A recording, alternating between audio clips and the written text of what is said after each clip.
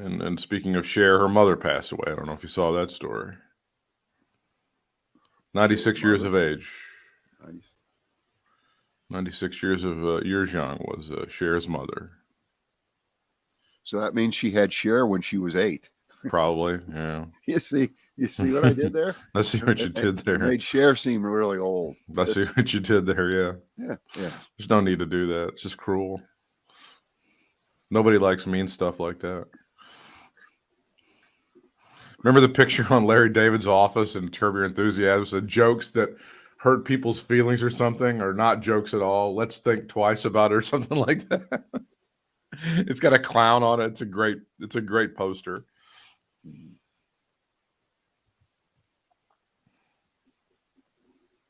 Ooh.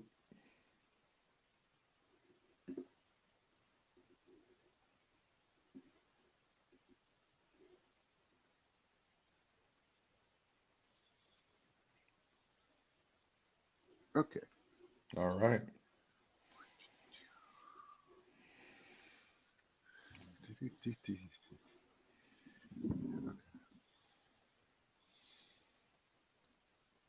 Have you ever noticed I have an American flag behind me? No, I think I have noticed that. Yeah, I think I have appreciated that before.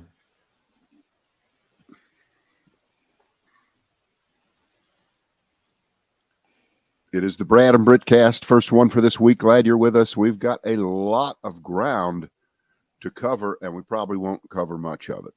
But we'll try. Can you share with me the text that you got just moments before we began this particular Brad and Britt cast? If you're watching us, you'll be able to see it. Either way, we will read it so that folks without the benefit of visual, it says, and it's from Don Jr., it says, "Do you want a trip to Mar-a-Lago? You may even meet my father." And of course, it's capitalized. Donald J. Trump. Enter before it's too late. And then it's got a thing to click on. I don't know what you did, Britt, to be that special. I know. To get that kind of stuff. I know. In your text thread. But I was also selected to be part of the National Geographic Society. That's different. That's nothing. That's easy. This is special. I would respond quickly, but I think it's fair to ask. So, who else will be at the dinner? Don't you want to know who else?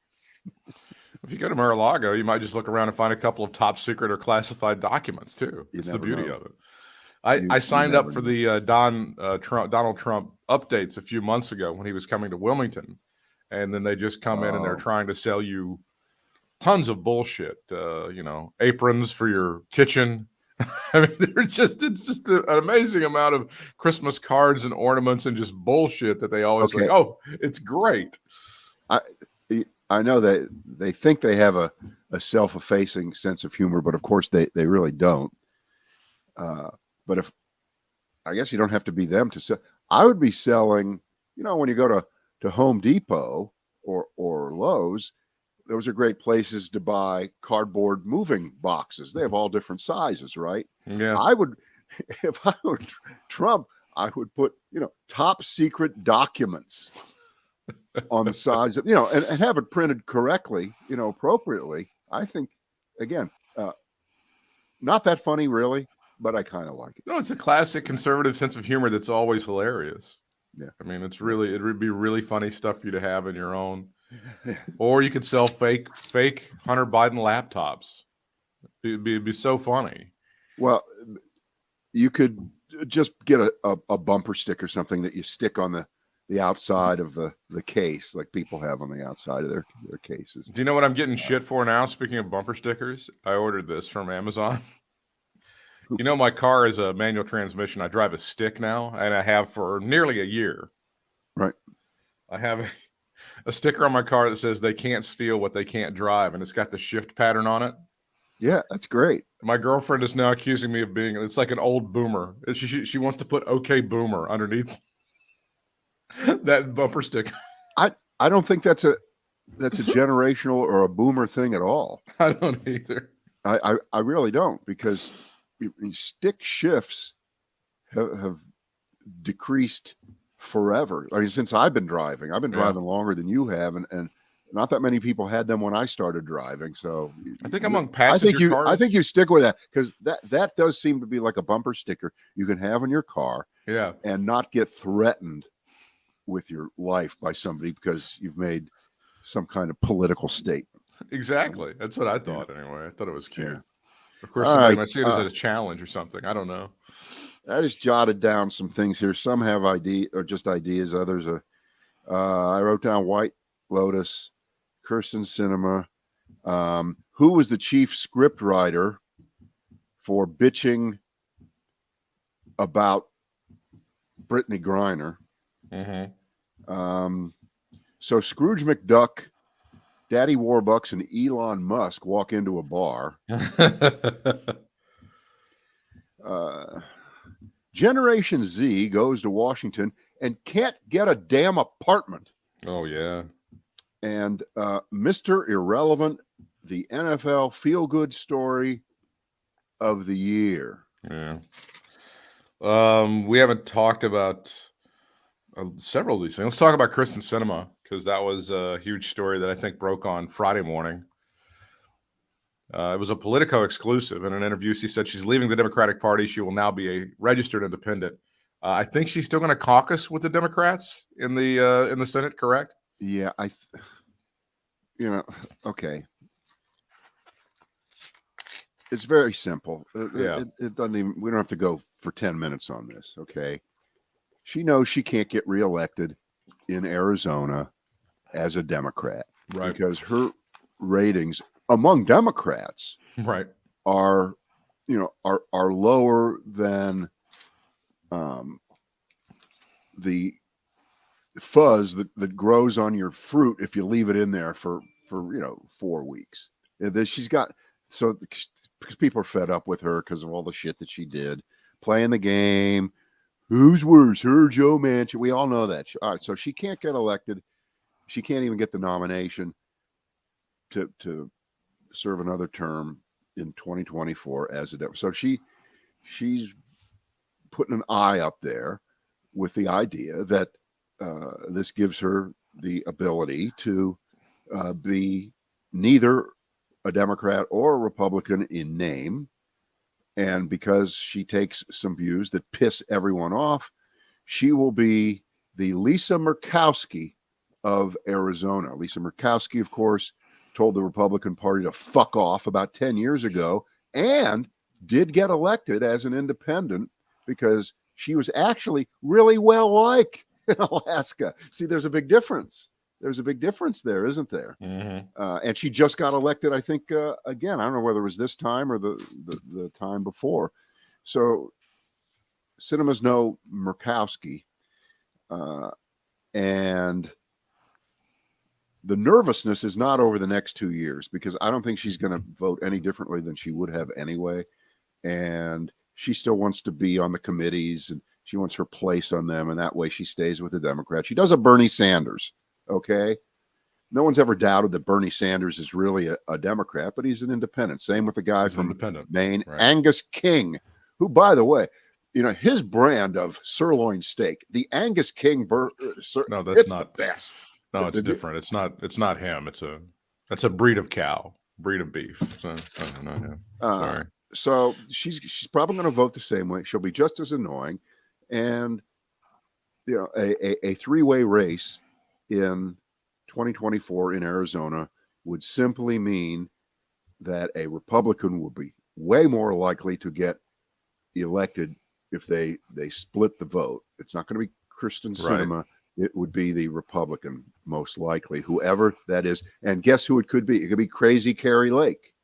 It could be Crazy Carrie. If, by the way, she doesn't get that governor gig after her new lawsuit. Right. Which, the court is about to march her right into the governor's chambers and have her take the oath of office, because the election was clearly stolen from her. And the funny thing, there is a great Democrat in Arizona in the House, Ruben Gallegos. Yeah. He is right out of Central Casting. Oh, he's all over her he ass. Would too. win, I think, great. in Arizona like that. He's kind of like Mark Kelly on steroids. He's Mark Kelly with a personality. Okay. That's what this He's Mark Kelly, who's Latino. Okay. Yeah. And there's maybe one or two Latinos, I think, in Arizona. There's a couple of them. And he's a military veteran. He went to Harvard, all those kind of things. Well, this was, I mean, that was the genesis of this entire thing, is that she's like, oh, you fuckers are going to try to primary me when I run? Hey, guess what? Boom. Right. I'm pulling the pin on this grenade. Right. So, that's as far as it goes. And John, at least outwardly, the Democrats don't seem to be all that concerned in the short run. And there's nothing they can do about 2024 right now. There's been a tremendous amount of hand-wringing over the past 72 hours over this, and it's really not much. Yeah, there's nothing to do. All right. There's John the Catholic ringing in with his, I thought Angus King kicked ass in AC/DC. Well, he did. Yes. Now, is he the one that wears the guy that wore the shorts? The short pants. Yes, I believe that was him. Okay. Didn't they used to have a stupid thing where they would come to town? When they would come to town, they have a pancake breakfast with the people here when they would come to town. Do you remember this? That was a Rock 92 thing, I believe. No. All their dumbass fans would wear the short pants and the stupid hat, and they would go get breakfast over at one of the breakfast places in town or something like that. It was a thing they did, I think. I don't know if they did that everywhere, but I remember them coming here a couple times and doing that. Missed out on that one. Yeah. All right. Let's stay semi in the neighborhood. This is a story that I think I first saw it Friday morning, and there are various versions of it. Nothing seems to have changed much since it first appeared, and it reads like this. It's not long, and you may have seen this guy on your TV. He's a young man from South Florida. His name is Maxwell Alejandro Frost. He's 25. He is the first member of Generation Z. That means you're born after 1998, I think. I believe that's the cut point. You have to be like 20. No, I guess 96 or something. I think 96 makes you a Generation Z. He'll be the youngest person ever, actually, in Congress. He wins the race down there. I think this is the Orlando area. Yeah. And first thing you do, well, you're going to Washington, you got to get yourself someplace to stay, and you don't want to live in one of those religious fuckface bathhouses like some of those congressmen did. What the hell was that all about? All those, remember that shit? A bathhouse? Whatever they were doing, just freakazoid. I think you're talking about like when Chuck Schumer shared the apartment with like 5 guys or something like that. And I don't mean the burger place. That's minimum, anyway. So he tries to get an apartment, and he gets rejected because he has a shitty credit score. Shitty credit score. Not only did he not get the apartment, but they kept his application fee. So here's his tweet. This ain't meant for people who don't already have money. His campaign manager said the rejection served as an indictment of how bad the housing crisis is in our country when a member of Congress can't get approved for an apartment. He ran up debt during the campaign and was actually driving Ubers during the campaign to help cover his living costs back then. But here's the point.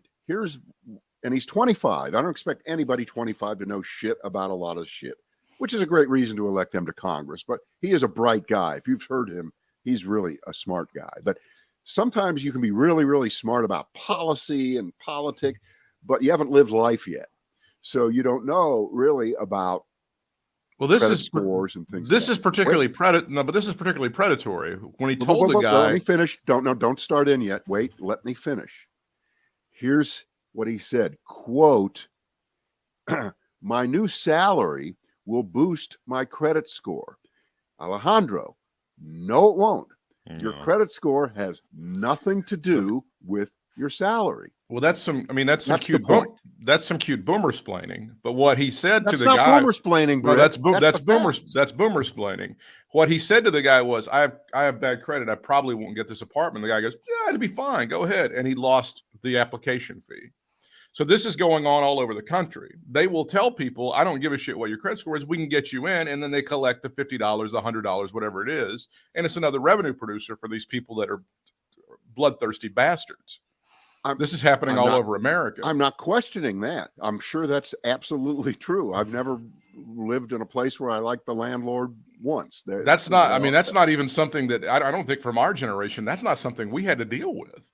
But wait. But that still doesn't mean that all these assholes around the country who are taking deposit money from people who they lie to and say the problem that the person who got ripped off is never solved by how much money they make. That's it's correct. Their credit score. If you don't understand what a credit score is made of, and by the way, I looked this up just to make sure, 35% of your credit score is your payment history. 30% is the amount you owe on your cards. 15% is the length of your credit history. How long have you had credit cards or a car loan? 10% is how many new credit things you have opened recently, new credit cards, new mortgages, new this. And 10% is the type of credit that you have opened. It has nothing to do with how much money you have. And you know what? That's a really shitty way to decide whether people can get an apartment. Of course. It's also a shitty way to decide whether your car insurance rates should be this or that. My point is, Mr. Frost, who doesn't understand credit scores, not necessarily his fault, you're right. I agree with you 100%. He is part of this bizarre system where we use your grades over here to decide something over here, because in a normal world, he would have walked in and said, I just got elected to Congress and I'm about to make $170,000 a year so I can afford your $3,000 a month apartment easily. And the guy would say, sure, okay, no problem, right? But they're looking for an excuse, right? They're always looking for an excuse. That's my point. They're looking for an excuse to rip $100 off of you for no reason. Yeah.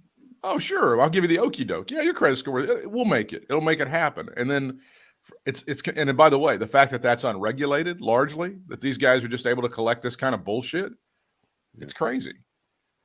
We had a guest on many, many years ago, and you were actually on vacation when we were on the radio on WZTK, and this guest had written a financial health book. She and her daughter had written this financial health book, and she said the reason and the difference between what is going on, this was like 2005 when we had this interview, the difference between what's going on now and it applies to today in 2022 versus what happened in her generation, and she is of my parents' generation, and my generation is you have to be way more sophisticated now than you did 30 years ago, 50 years ago. There are people around every bush trying to rip you off. That guest was named Elizabeth Warren, and she's now a United States Senator. And she was 100% correct. You do have to be way more sophisticated because people like this asshole that he applied to have been empowered and unregulated just to grab an extra $100 as they're ripping off the people that are renting from them already from unsuspecting folks. And it's nonsense and it's horrible. Yeah. We hope he finds a place. I'm sure he'll find a place to live. Next, Uncle Britt's going to teach you about how some of these people that are ripping people off and ripping off poor people then mine and farm their shit out to tow companies and get a piece of the revenue that way. Join us on Thursday for that particular lesson. Speaking of unregulated industries, Brad, if you ever had some money you wanted to invest, this tow thing is like one of the biggest ripoffs in the history of the world. I'm just going to tell you, if you're not aware of it. This tow company, the tow trucks, the tow industry, largely unregulated. Largely, they can pretty much charge. Yeah. Again, but that's forever. That's not just now. They can pretty much charge whatever they want to. They can make you pay in cash. They don't have to accept credit cards, and they go on very, very nicely. Have you recently been towed? No, I have not. No, I talked to a lot of people who have, and there ain't much I can do for them. Sounds like you got a little bitterness there. There in the town where you live, Brad, there are trailer parks that house poor people, and they're getting their cars towed on the regular by these tow companies, just ripping the fuck out of poor people for basically no reason at all. Just another way to produce some revenue. And there's nothing anybody can do about it. I heard somebody say this one time, and I don't know if this was Elizabeth Warren or who it was. Nobody rewards the winners like America does. Nobody. And nobody punishes the losers like America does. And I truly believe that. That's part of this housing thing. All right, bitching about Brittany. Who's the chief script writer on this? Yeah, we got to do this. We'll get to that. Now, first of all, just for reference points here, you're probably aware of the fact, I think, that Paul Whelan, the guy who's still over there, his brother. This is what happens when you Google Paul Whelan's brother. Here are the stories.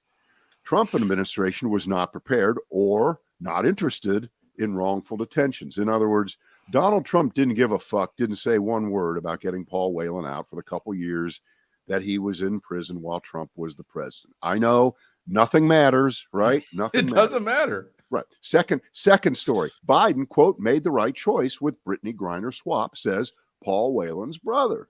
That's right. He made the right choice. Here's another story. Trump did not care about freeing Michigan native Paul Whelan from Russian jail, brother says. I'm reading these in descending order. Of course, Fox News has to lie and front for Trump on this. And their headline is, Trump says he turned down a deal with Russia to exchange Victor Bout for Paul Whelan. Which, of course, you know is a lie, because I'm sure that last week, if Joe Biden said, we'll trade one, you can only get one, okay? Maybe we'll give you Paul Whelan if you give us the, and that wasn't even on the table by then, right? So why were they going to trade it for the same guy when Trump was president, but not when Biden's president? It makes no sense. That makes no sense. Paul Whelan's brother calls out Donald Trump's really offensive response to Griner Bout swap. That is a Fox News story, so that did penetrate through there.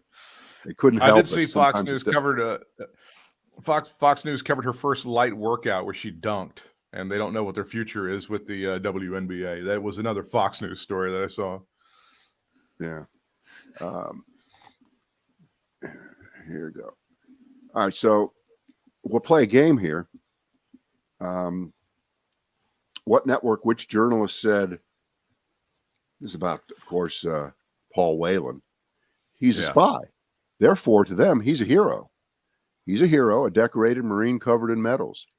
He only has three problems, though. His first problem, he's white. Second problem, he's a man. Third problem, he's a heterosexual. This is not something that can be forgiven today. It's just a catastrophe. Who do you think said that? Feels like Tucker Carlson to me. Well, nice try. That was one of the two people on RT, Russian television, discussing this with another anchor. Same thing. The anchor said, yes, here Griner beats him in every respect. And then the first person said, American voters were given a choice. A hero who suffered while serving his fatherland, a medal-covered hero who suffered during his service to his fatherland. I don't know who they're, Paul Whelan, I'm not sure the guy got fucking court-martialed, but put that aside. Or a black lesbian hooked on drugs who suffered for vape with hashish. You're right. You went for it 100% the way I'm glad you did, because this is one you hadn't seen ahead of time. So the point is, the right wing and Fox News and Republicans and people taking cheap shots at Brittany Griner and trying to relate this idea that Biden turned his back on Paul Whelan and has no interest in getting him out. And they're still trying to come up with another deal to get him out. They're lying, and they're taking the Russian point of view. Yeah. And they're trying. And I said this the minute I heard it. The goal would be to try to divide America against itself on this. And they would use her ethnicity and the fact she's a basketball player, the fact she's black, and the fact that she's gay. And they would position that. I was only right, about 10% of the way. It's about 10 times worse than what I thought. And Yeah, it's a Russian talking point. It's a Russian talking point. Well, they used to be like, there was a point in time when Fox was a little more subtle about this. They would just anytime a black person was caught on film, on camera, like beating somebody up at an ATM or something like that, they would make sure that they ran that a lot, right? I remember one time Patti LaBelle's security person at an airport like pushed somebody down, and they had beautiful footage of it. And I thought, well, this is some great news. I'm glad they're highlighting this, because Patti LaBelle's security has been a problem in this country for a long time. Now they just say, white people can't get a break. White people are fucked in this country, and especially white men. They just say it out loud. The quiet part is said out loud constantly, especially between that 8 and 9 o'clock hour. Yeah. And I'm wondering, I haven't looked, but I know you've seen it. You may have heard it or seen it if you're listening or what, that for the last 2 days, and again, this isn't hype, this isn't lie, this is the Associated Press reporting this, that Brittany Griner on that flight back, she was animated, and she went up and down the plane and talked and thanked every person on that plane that got her out. And that so goes against, I know, the picture that has been painted of her by the haters. If I got 10 years in a Russian penal colony, I might not be smiling too much either. But yeah, let's see if that one shows up on Fox. Let's see if that story shows up on Fox about her high-fiving people and thanking everybody and all that shit. Yeah, and let me tell you why. Because they're holding back. They're waiting for the first time she says anything in answer to a Peter Doocy kind of question, which would be, so are you going to stop kneeling for the national anthem and sing it with your hand over your heart and proclaim your love for your country now, the one that got you out of Russia? Are you going to tell us you love America now? They're waiting for that moment, aren't they? They're waiting for that moment. Peter Doocy, Fox News. Yes, my question is the Biden administration interested in freeing non-lesbian, non-black, non-female prisoners? That's what the fuck is. Because apparently it's just impossible to have two thoughts at the same time, which is, one, you're happy that an American citizen who was really just railroaded by a bullshit charge, no matter what it was, no matter what she had, that's just bullshit. And at the same time say, all right, what is our policy on freeing Americans who are being held hostage overseas? We have to talk about this every time it happens. It is important. And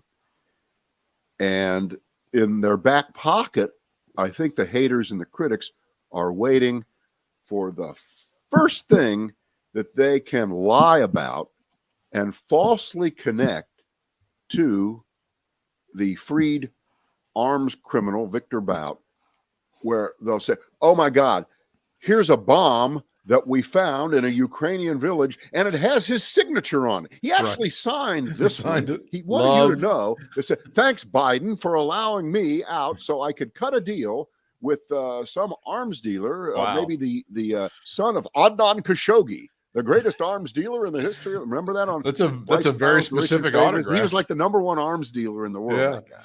Right.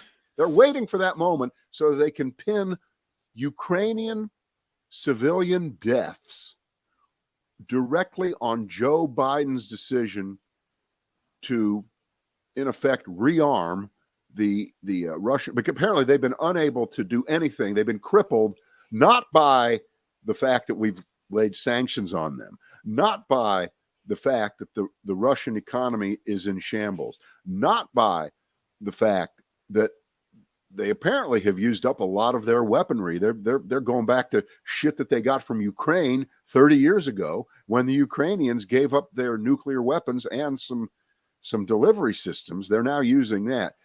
That has nothing to do with it. It's only going to be about the signature rocket that Victor Bout, newly released, within hours was already signing autographs on weaponry in Russia to attack Ukraine, which will be laid on Joe Biden's.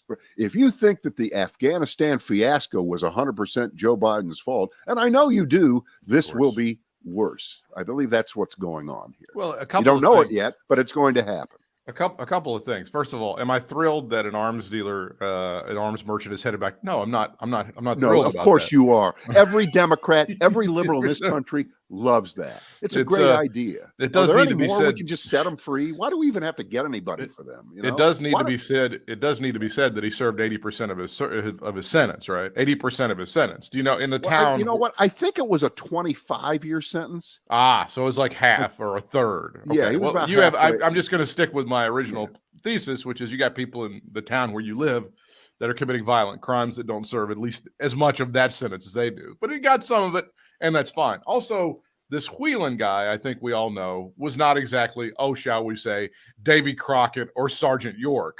I believe the record has shown that he's not a great guy. I'm not saying that he deserves to be in prison. You know what? I'm not saying we're not going to try to bring him home. No. I wouldn't even use anything about his resume right now to put him in any kind of a category that doesn't deserve 100% effort by our government. You know,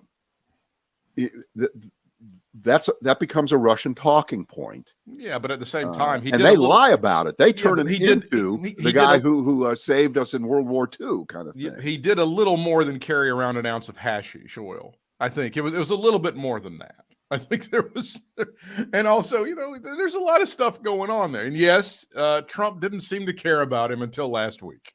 That is correct. Donald Trump didn't give a shit about this guy until about Wednesday or Thursday of last week. And you see, that's the money shot right there. That's the point. Okay. You know, this is a guy that was willing to pardon Steve Bannon and Paul Mann and all these other people. That's important to him. Right. But this was never any kind of a priority, in spite of the great humanitarian that we all know that Donald Trump is. All right. So Scrooge McDuck, Daddy Warbucks, and Elon Musk walk into a bar. Now, I don't know whether I should talk about this. I guess I won't. I won't bring it up. I won't bring up personal discussions with people who. Okay, that's fine. All right. I do know that Dave Chappelle is trying to turn into the Black Joe Rogan. He invited Elon Musk on stage at a comedy gig in which he was booed roundly. Now, Elon Musk is disputing the idea that there were a lot of boos there, Brad. He said it was 90% cheers. Okay. We're not even going to discuss the percentage of boos versus cheers, and that's how he wiggles out of that. Yeah, what the fuck is up with Dave Chappelle all of a sudden? What is that? Dave Chappelle is kind of he's kind of a rocket that you can't control. And I like Dave Chappelle a lot. I think his judgment here is just horrible, to start to associate himself with Elon Musk and start to hold him up and bring him out on stage. While I went to see Dave Chappelle do comedy, and I get Elon Musk. And when you're introduced as the richest man in the world, which I don't even think he is right now, I think he's number 2 or number 3, but it doesn't matter. What would you expect? Would you expect that to be an applause line, Britt? And they're in San Francisco. Yeah. This guy's as popular in San Francisco as Trump is in New York. Get out of my face with this shit. Right. Of course, he's firing people left and right. He's being a huge dick. Nobody in San Francisco likes that guy. And then all of a sudden, you're telling the crowd to shut the fuck up with their boos? I understand that, and I find Dave Chappelle to be one of the funniest guys for many, many years. He tried to bail him out. He tried to, and it's ridiculous. This is a rare moment, and I don't recall this ever happening. And I've looked at the tape of this, the video of this that somebody illegally made, and Elon Musk basically is frozen. Yeah, he doesn't. He can't speak. Well, he wasn't expecting to say. He wasn't expecting that reaction. Oh, no. Oh, well, and that's okay. Here's what it says. The crowd. This is from Gizmodo. The crowd erupted into a mixture of cheers and boos before the boos clearly won out, according to the footage. And I'm not going to play the audio or anything because, it's taken by a guy in the audience, and how bad that always sounds. It's bad. The booing got louder as Elon Musk wandered around on stage with a mic. He started pacing and waving, clearly unsure what to do about such a negative reaction. So Dave Chappelle starts talking. He says, "Cheers and boos, I see, Elon." And Musk just said, "Hey, Dave." The crowd started to boo again. Chappelle comes back. "It sounds like some of the people you fired are in the audience." Chappelle continues, "All these people who are booing, and I'm just pointing out the obvious, you people have terrible seats." He's trying. He's trying. Phones were not allowed, of course, so that's why the video is terrible. So Chappelle tries to joke to Elon Musk, "Your whole business model is to fuck Earth. I'm leaving anyway. What kind of pussy do they have up there? That's what we'll be doing," says Dave Chappelle. And then he made some titty bar jokes. Musk says, "Thanks for having me up on stage." They keep booing. And then Dave Chappelle says, "The first comedy club on Mars." And Musk stands by awkwardly and says, "Yeah, okay." Clearly the highlight of Dave Chappelle's career. Right. And by the way, this is the all-time example and the reason why, for instance, if you go on a late night show, you come prepared. You have some material. Something. And Elon Musk is so egoed out on himself. He just thinks his mere presence is enough to, I don't know, elicit laughs, that something will come to mind that will be of interest to people who came to see Dave Chappelle. I mean, it's so fucked up. It's so pathologically weird that, well, let's see how the markets are treating Tesla stock right now. Yeah, it's only down another 6% today. It's because it was the bad comedy. Okay. It's down $11 to $168.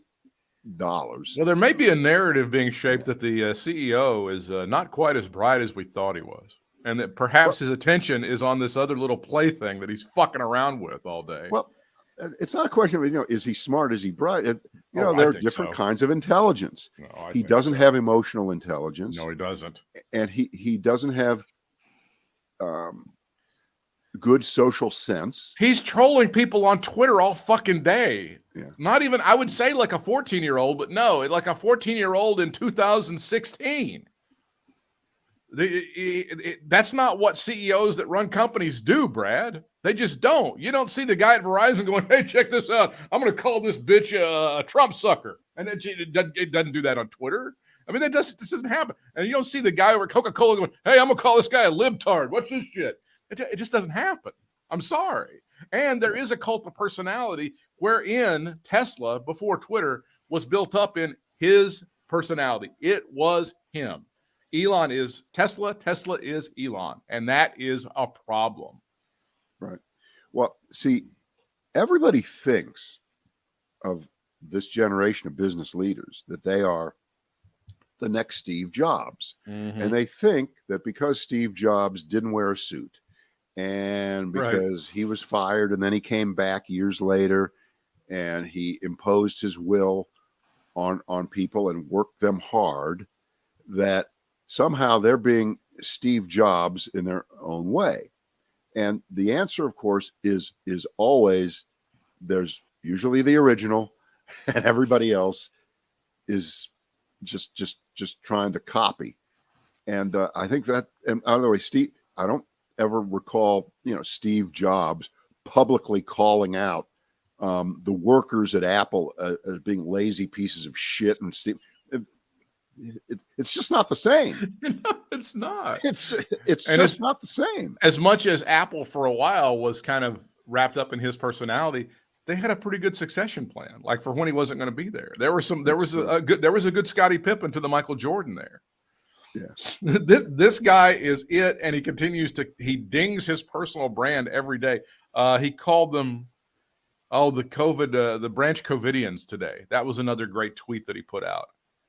The branch Covidians are pissed off today. The guy at Home Depot doesn't do this shit, Brad. I'm sorry, but this is not what a CEO does. It's fun. It's cute. Yeah, yesterday, his 2-word tweet was prosecute/Fauci. Okay. Yeah, it was great. This is the problem here. My pronouns are. He thinks he's in charge. Yes, and has the ability to now be the chief prosecutor of the United States of America. That he is the decider here, and by rolling out all of these documents about what went on at Twitter several years ago during the campaign, and how they've decided who doesn't get on the platform and what gets censored and what doesn't. He's trying to play God here. He's going full time.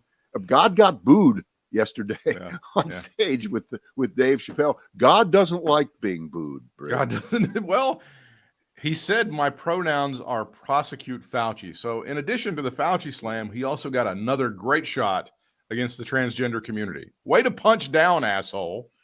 I mean, he's a billionaire. He's a white guy, and he's punching down on Twitter in front of like several million people. How much of can you be a bigger dick than this? But I do want to address the Dave Chappelle problem with this about he's contrarianing the fuck out of himself. At this point, I wouldn't be surprised if he'd be like, yeah, y'all be mad. Like 30 years ago, y'all be mad at Timothy McVeigh. Let me tell you why Timothy McVeigh was right. What the fuck is this? I mean, seriously, this shit is getting out of hand with him as to, I'm going to take everything that you guys think sucks. I'm going to tell you why you're wrong about it. It's bullshit. He's killing himself, and the more he associates himself with idiots like this guy, he's becoming the Black Joe Rogan. He doesn't even know it. It's ridiculous, the shit that he's pulling right now in the name of nothing.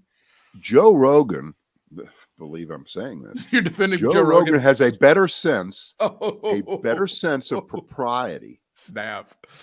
Than Elon Musk has. And by the way, Joe Rogan does not have, the kind of money that we know of. Well, I think Spotify paid him a couple dollars. I think they actually ended up paying him $1 or $2. But not that much. Oy. What have we left on the table here? Oh, Mr. Irrelevant, the NFL feel-good story of the year. Britt, when I saw the Mr. Irrelevant headline, I thought they were talking about Baker Mayfield. Yeah. But I guess I was wrong. No, the Raiders defense makes you relevant. Mr. Irrelevant for many years was, for people that don't know, was the last pick in the NFL draft. That person many years ago was dubbed Mr. Irrelevant by, I can't remember the group, but I interviewed one of the Mr. Irrelevants one year who was kind of pissed off at it at the beginning, but they used to have a cool ceremony for them, I think with the San Diego Chamber of Commerce or something, and they would get to meet cool athletes and stuff. So the guy really warmed up to it. Uh-huh. So the Mr. Irrelevant this time around is the guy that beat him, Tom Brady, yesterday, the San Francisco 49ers quarterback. What's this guy? Brock Purdy. Name? Yeah. Brock Purdy is the gentleman's name who was Mr. Irrelevant. Yeah. And ended up beating the greatest quarterback of all time in some people's estimation. Yeah. There's another Brady story. Brady does what he swore he'd never do again. Well, get married? He signed the football for a guy on the 49ers, Dre Greenlaw, who intercepted a Tom Brady pass. Wow. After the game, Greenlaw goes up to Tom Brady and asked him to sign the ball. Says, "You're the greatest ever. I've been watching you since I was 2. Brady said, "Get the fuck out of here. I'm Tom fucking." No, he didn't do that. Because 40 years Tom from now, Brady obliged and signed the ball, and you can. Because 40 years from now, that guy's trying to tell his grandkids, I intercepted. They're like, "Oh, shut up, Grandpa. You're so stupid. You don't know what you." No, it's right here. Here's the ball. You got to show them. You got to have some evidence of it. Yeah.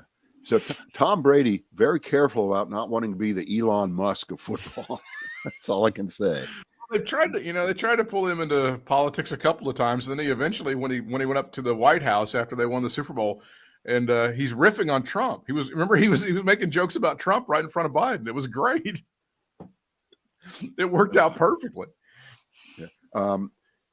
We're about 45 minutes in here, Britt. Have you responded to your invitation to get in the contest to win a dinner at Mar-a-Lago with Trump? Have you responded to that while we're on? Yeah, I'm gonna bring Dave Chappelle and my special guest Hillary Clinton with me. No, I have not, and I won't respond.